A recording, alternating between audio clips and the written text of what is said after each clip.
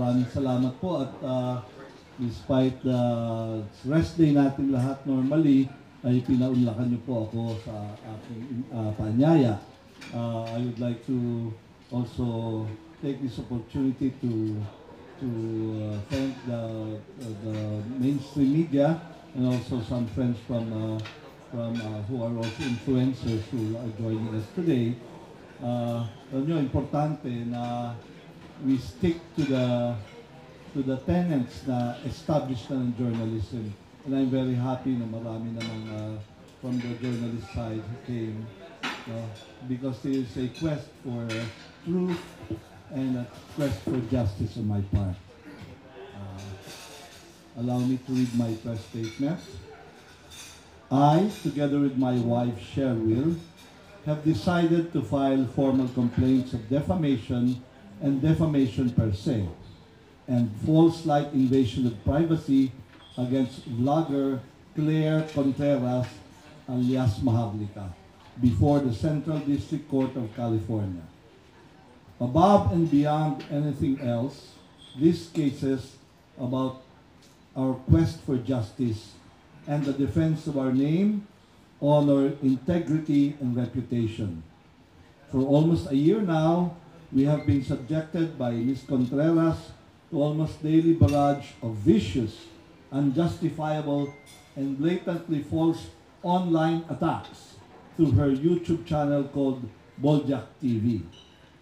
Her actions have been characterized by malicious falsehoods and derogatory remarks aimed at tarnishing our character and integrity.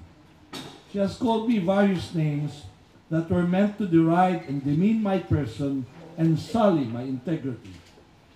Not content with calling me names, she has also made absolutely untrue and outlandish malicious accusations against me, such as stealing money from the people, contract killing, and even assisting terrorists. For the longest time, we had tried to keep our peace, knowing fully well that all her accusations were nothing but sheer lies and fabrications that were the products of her vile imaginations and hateful heart. We are human beings and we can only take so much. These assaults on our honor and reputation must stop. We are peace-loving and law-abiding citizens. We have done nothing wrong against her for us to earn her senseless rage and contempt. We have names and reputations to protect, especially my wife, who is a private citizen and has dedicated herself to raising our children while also engaging in some philanthropic endeavors.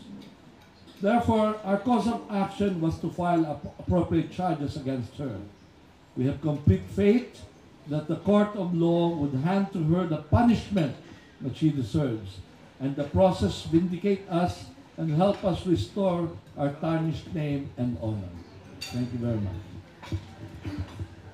I will now welcome questions. By the way, we have in the press kit the complaint and the press release to help you in making your stories. Sir, question. Michael Rogat po from Radyo Pilipinas. Sir, bigyan niyo lamang kami ng konting background nung pagpapile po ninyo ng kaso laban po rito kay Ms. Contreras. Well, simula nung January, actually, Christmas ito no? Christmas break kami, which we normally do kahit wala pa ako sa gobyerno. So, on a Christmas break, sinabi niya, punta ako ng US, sinabi niya, iniwan ko raw yung pamilya ko para puntahan siya at ipapatay siya. No? So, normally, kung work-related, I wouldn't mind. You know? Siyempre, it comes with the territory. I've been in government service before. Talaga naman kasama yan. Hindi ka pwedeng magbalik sa buyas.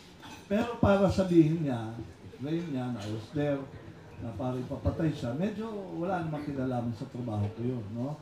And plus, of course, without offering any proof. No? And these are all allegations just because I'm there. Hindi ba pwedeng magpunta lang sa snow? Hindi ba pwedeng, I mean, it's just there. It was like as if that was my only purpose. No?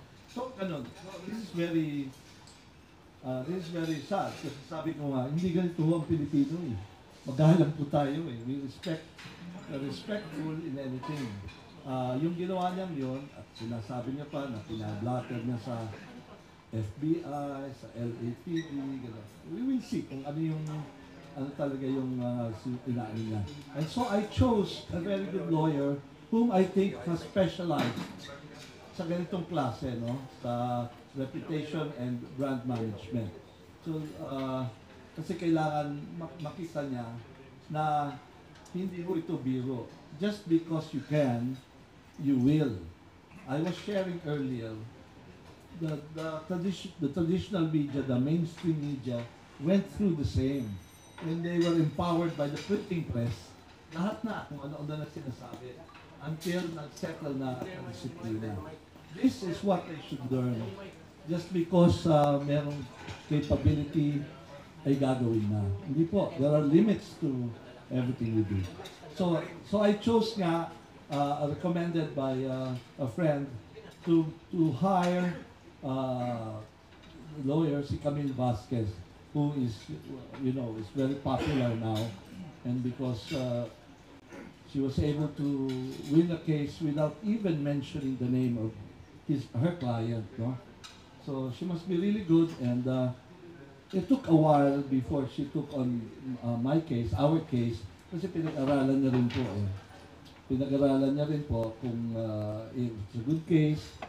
So I think she saw the merit ng kaso, that's why she took the case.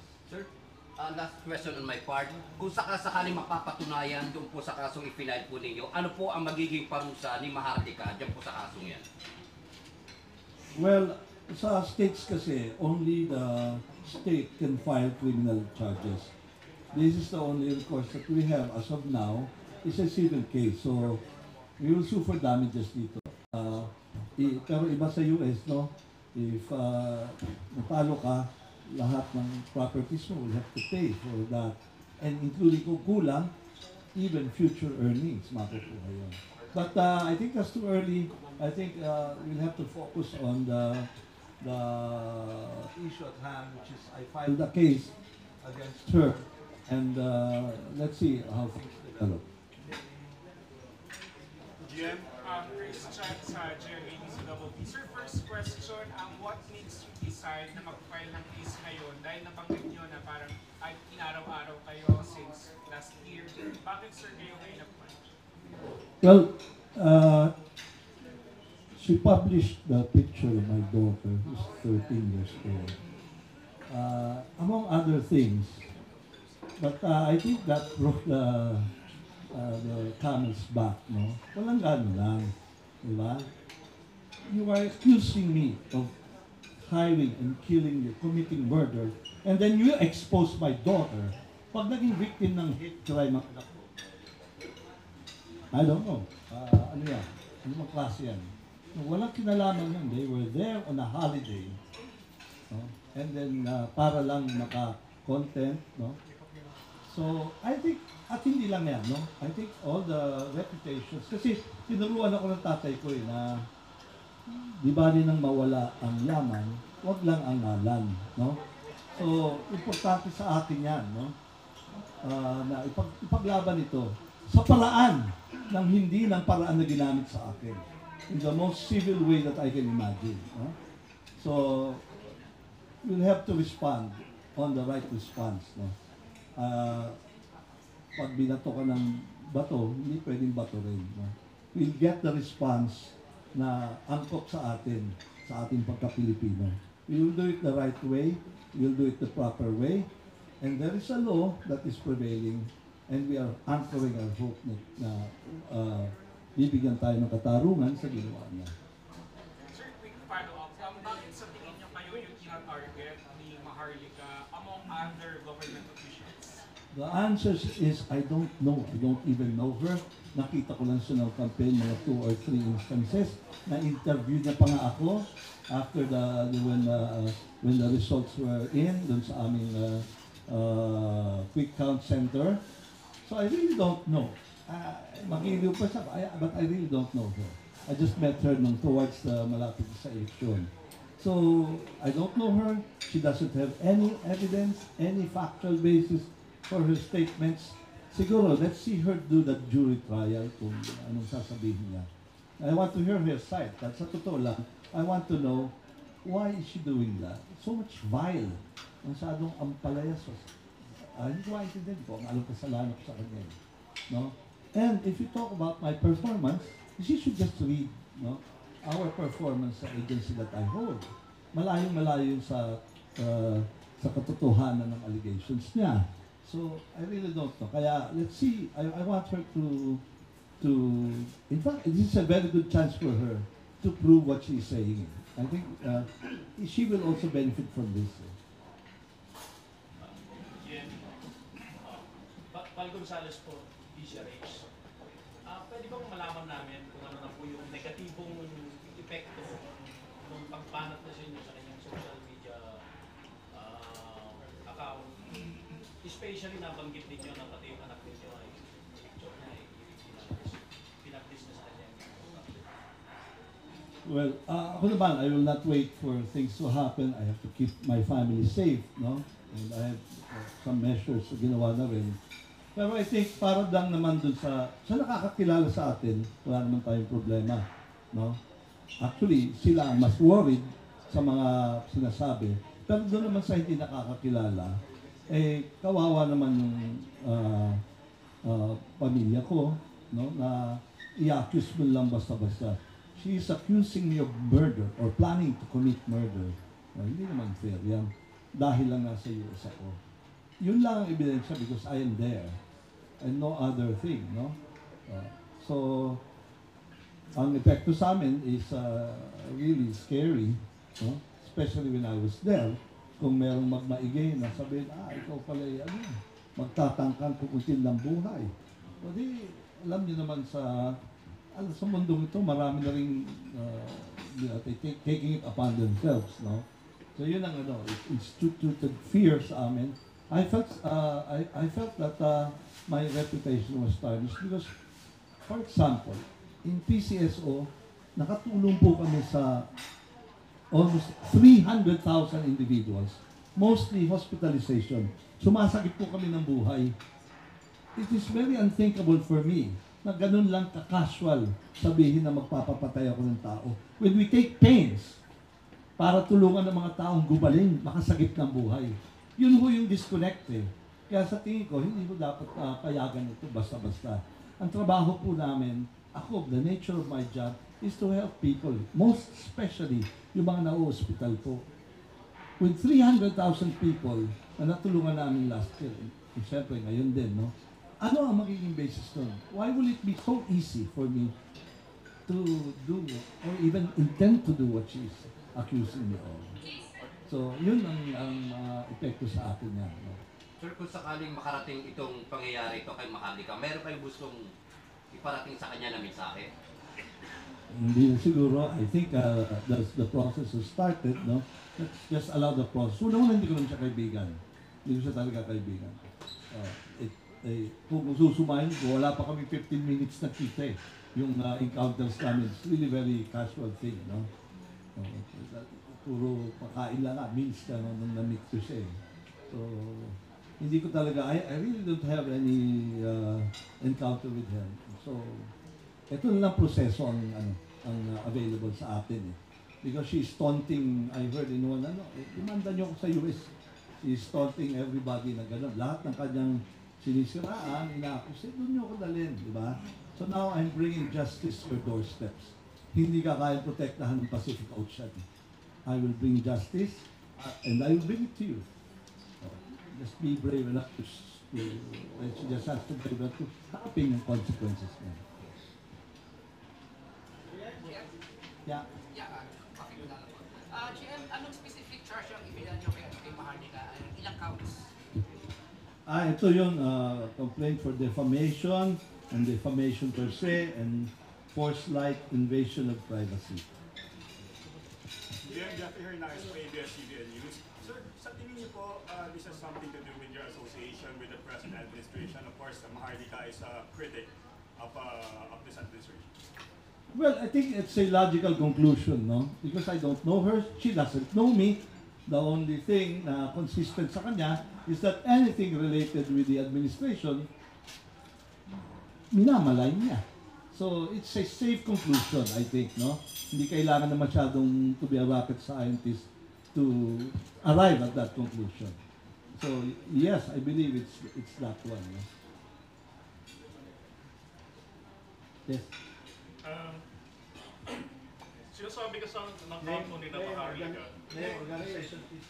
I'm a vlogger, JTV Comments Pro Filipino.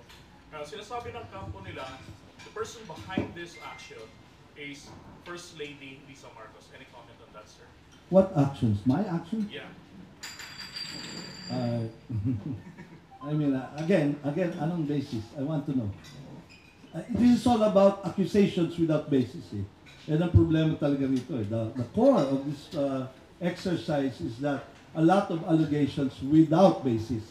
Now, allegation is not proof. You can have 1 million allegations with not an iota of proof, then ang hindi yun ho ang hinahanap natin. So, I don't think I can comment on that kasi ako ang magpro-provide ng proof. Hindi naman siguro tama yun. So, I am here on my own time. Sunday po ito. And I have not seen the name of the First Lady here, anywhere here. Does it answer? Yes. DK Sarate po, Abante Radio. Kung sakali mang makarating na sa kanya ito nasasampa ng kaso at repagnayin sa inyo, mag-sorry, may chance ba na magbago pa yung issue sa kasama ng kaso? Well, again, sabihin ko, I'll let the process go on, no? Wala pa tayo ron eh. So, anuhin muna natin ito. Hindi pa natin alam kung anong magiging reaction doon. But ako muna, quest for justice muna ako. Diba? Dapat naman magkaroon ng katarungan. You don't just do something without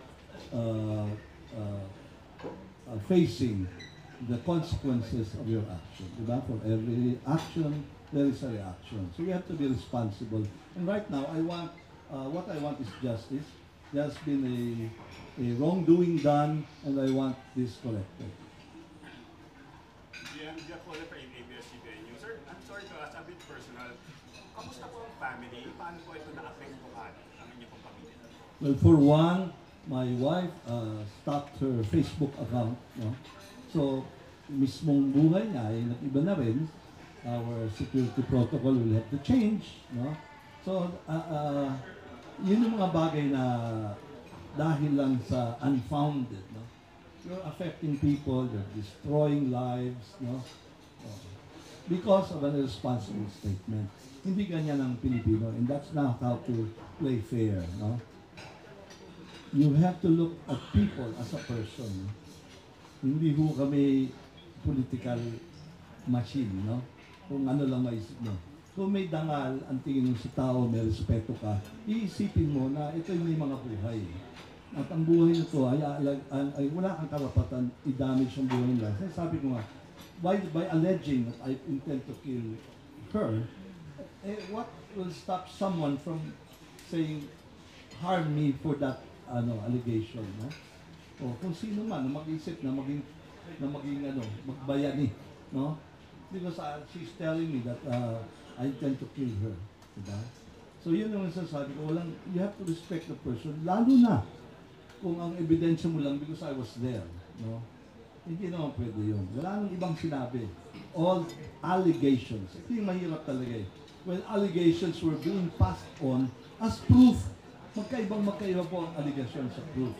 Kaya itong fake news talaga is something very, very prevalent now. Ito ho yung quest namin. Labanan mo ang fake news. Whether you're traditional media or whether you're a vlogger, it will all boil down sa pareho.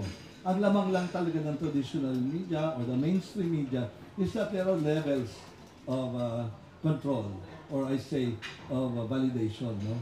May gatekeepers, no? Kaya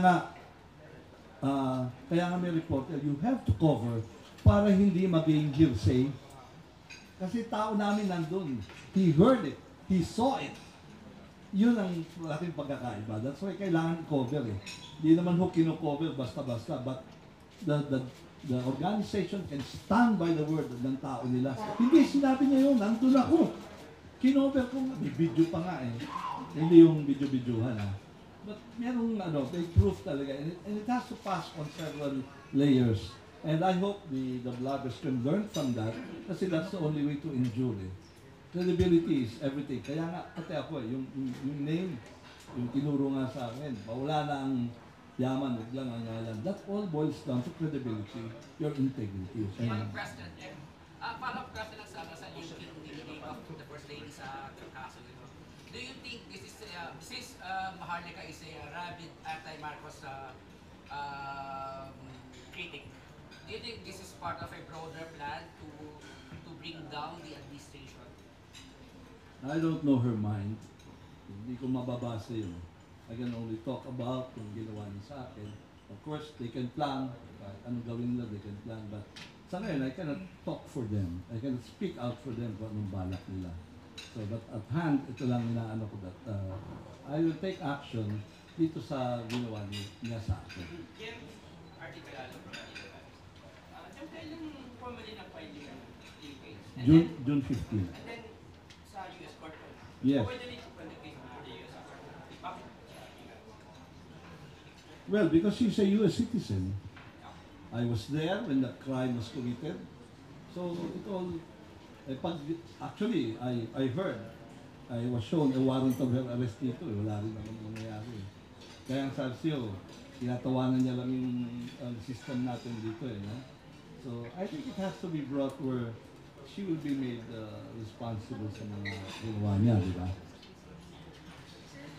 Just to clarify lang po, what led her to claim na pinapapatay niyo daw po siya nung pumunta kayo ng Then I pass on the mic to her.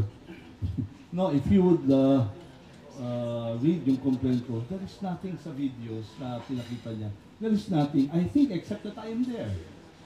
No? Hindi ko nga alam kung saan nakatira yan dati. Dahil nung dapat lumayo na ako eh.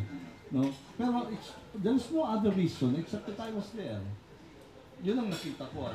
See, ang dami, meron daw, 1 billion daw yung unang daang presyo to have her killed, no? 1 billion, bumaba sa 10 million, kinuha raw sa winnings. Again, allegations. No? Again, allegations. Ganun ka-wild eh. You know, I get it. You need views. You need the clickbait. I get that. Pero be ready. Be ready to suffer the consequences of your allegations. No? Jim, another follow-up. With this harassment, so natatanggap ba kayong threats for your family kaya nag-decide na rin kayo file ng case? Well, yes, actually. Because there are some groups na sabihin, oy, ganyan pala siya pala ganyan, no? So sasabi ko, ito yung mga taong ito, pag ito nagbayani, no? Nagbayani, and they think they're doing the country a service, masama yan. So that's bad. You really threatening talaga yan. GM, aside from Contreras or Maharlika, may iba pa po bang online personalities kayong ang titignan ng legal team? Right now kasi ito, siya yung pinaka, I think she's the queen of all the queens. Nobody. I tell you, I have been a student of Philippine journalism and media. I have never seen anybody as brazen, na without, wala talagang katurak-turak, who will say something without offering any evidence. And then pag nahuli, iibahin na naman kagad. Hindi pa nga natatapos yung first allegation, nothing proven, napahiyan, then she will shift to another. So this is the ultimate thing ko. Ultimate ito who has never, walang, I don't know, kasi when you say something, you must back it up a bit. No? Logical yun. Why did you say that? Ito wala, basta sinabi niya, no? And that's it, sinabi niya. O meron siyang itong ebidensya lagi, yung puting ahas. Ito ba yun? Puting ahas. No? So lahat ng source ay puting ahas. No? And then, kaya nga, let's see in the proper court, in the proper forum, tingnan natin anong hawak niya. Baka totoo. You never know. I'm sure sa kanyang pantasya, totoo lahat ito. But we will put it out in the open. We will challenge that. We will scrutinize that. Tignan natin. No? Yung fake news na pinapakawalan. No? We will see. And then don't take my word for it. Let's put it in a forum. Sir, ano po yung naging legal basis ni Maharlika? Bakit tinawag kanyang kurapon sa PCSO? Paki-introduce lang yung sarili natin bago tayo mag-question. My name is Mina Alicia Vlogger. So, tanong ko po kay Sir Mel Robles, ano po yung naging legal basis ni Maharlika? Bakit tinatawag kanyang kurap? Ano po yung nakita niya sa'yo na wala ka naman atang ginawa, di ba? Hindi, sabi ko nga, if it's work-related, lahat ng noise, I can take that. No? Pero, I have never been convicted of any court of law, and in fact, wala rin naman akong pending case regarding the job sa draw. No? That would be very easy kung meron yan. So, hindi ko talaga alam anong basihan niya. Sabi ko nga, again, there are all allegations. We have yet to see kung ano po ang magiging batayan ng allegation. Kasi parang it's so easy to allege na bahala na yung bahala na yung istorya. Don't let the truth get into the way of a good story. Yan yung responsible way of handling the story. No? But you will not endure. Hindi ka lalayo yan. Sir, Just follow-up people know. question. Napikon po ba kayo sa pagtatawag niyang kurap ka daw po? Hindi, kung per se, lalo na kung Pilipinong taxpayer, that's their opinion. Pero if you to a point na nagmamalayan ka na, no? Kung opinion mo yan, okay lang siguro kung opinion mo yan. But you have to label it as such, no? Pero yung, kaya kong palagpasin yan eh, no? Kasi, mo lang factual basis eh. Ang mas mahirap yung threatening na yung ako ay mamamatay tao na, at syempre, that will elicit another response. No? Ibang klase, ibang level na ito. So, yan ang tingin ko. I can take all the allegations ng work-related, walang problema rin. Kaya kung nakita nyo, doon ako naka-focus. No? Yes. Sir, Takayro po from YouTube po. Sir, bali po, sinabi niyo po kasi kanina na pinag-aralan muna ni Camille Vasquez yung kaso ninyo bago niya tinanggap. So, naging malaking issue rin pa sa kanya yung mga naging kaso nung kaya niya tinanggap. Like yung kay Poy, tsaka kay Abel. Well, I think, alam din nila yun. They're also aware. They are also aware of that. No? So, yeah, nabanggit din nila yun that si Claire Contreras as two other pending cases. So, aware din sila ron. Part ng pag-aaral nila. Kasi marami ring, siyempre, celebrity lawyer yun. Marami talagang kuryente, marami talagang basta lang makausap sila, o ano. So, very discriminating sila and very discerning sa pagtanggap. Kasi iba hoax daw. Kasi nga, she has attained a certain level of popularity. So, marami ring fake na nag-aanong client sa kanila. So they really had to spend time. So February ko pa sinimulan yung paghahanap ng lawyer in March. So ngayon lang po talaga na-file because of we have to be very sure. No? Hindi naman po ito laro-laro. Ito po ay seryosong bagay. And I understand that you have to make it really worthy of my time na pumunta ho. Kung wala na ho, last question pwede? Thank you. Last na po, last na. Sir, good morning from Chris Ulo YouTube channel. Sir, binabanggit po ba sa inyo yung abogado nyo na kung sakaling mapatunayan si Maharlika may kasalanan talaga, pwede kayo maapektuhan yung kanyang American citizen, pwede kayo siya mapawis? Hindi namin napag-usapan yun, pero sa akin kasi hindi criminal. Hindi pa. Unless makita siguro ng state na merong basis. So we are not there. So since it's a civil case, it will go for damages. Okay? Thank you. Sir, last po. Okay, last. Last po. Coach Jared po from YouTube. Ano po yung civil damages po that you're asking now that you have filed to the case? Is there a certain amount? What po? Yeah. At this point, we're trying to determine, hindi pa naman daw kasi kailangan sa filing yun. So, dinidetermine namin. Lalo na, alam niyo pala sa US, kahit yung, kasi tinanong ko how do you determine yung damages sa stress? Meron daw dun sa kanila yun. Nako-quantify. No? Nako-quantify pala sa kanila, lahat nako-quantify. So, I think we'll have to use expert witnesses later on. Na hindi pa kailangan yun kasi objective is to file. Lahat ng bagay nasusukat sa kanila, yung emotional, moral damages nila. May panuntunan sa kanila. May standard sa kanila. Okay? Thank you very much.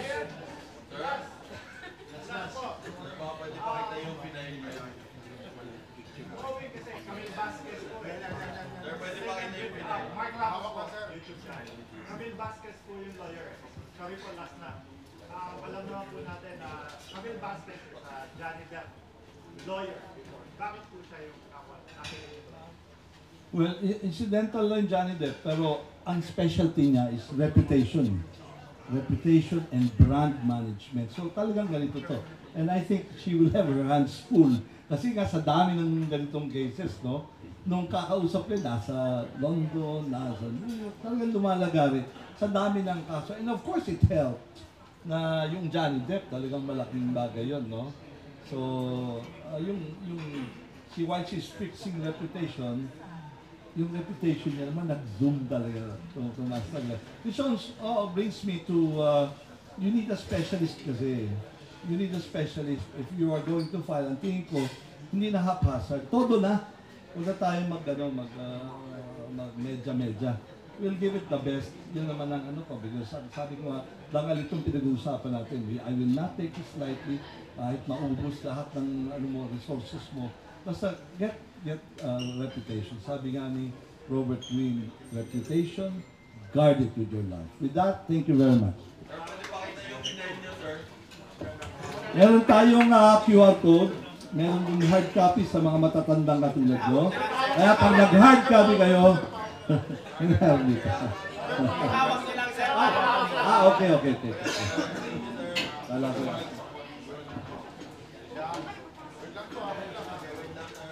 Ay, nakalayo.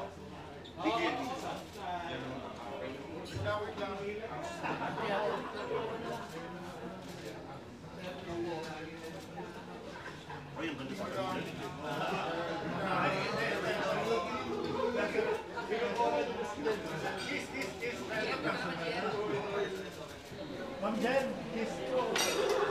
So mga kutsero, yan po ang press con ngayon ni Sir Mel Robles, PCSO GM. Andito yung mga kasama natin mga vloggers, and sa likod, silang lahat. Ayan, pasensya na po kung di po malinaw ang signal. Yan po ay problema po dito sa venue. So mga kutsero, I hope, so alam na po natin, no?